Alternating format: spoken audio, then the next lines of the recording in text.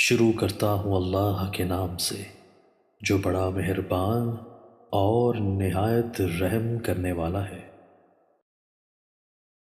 حضرت جابر رضی اللہ تعالیٰ عنہ سے مروی ہے کہ آپ صلی اللہ علیہ وآلہ وسلم نے ہمیں 4 باتوں کا حکم دیا اور 5 باتوں سے منع کیا۔ 1، جب سونے لگو تو اپنا دروازہ بند کر لو۔ 2، مشکیزے کا منہ بند کر دو۔ 3، برتن پر کپڑا ڈھانک دو۔ 4، اپنا چراغ بجھا دو، کیونکہ شیطان دروازہ نہیں کھولتا، نہ وہ مشکیزہ کھولتا ہے، نہ کپڑا ہٹاتا ہے، اور فاسق چوہیا گھر جلا دیتی ہے۔ 1، اپنے بائیں ہاتھ سے مت کھاؤ۔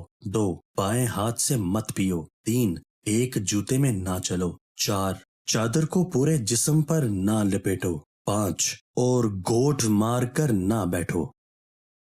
دوستو، اللہ تعالی ہمیں ان احادیث مبارکہ پر عمل کرنے اور اپنی زندگیوں کو سنوارنے کی توفیق عطا فرمائے۔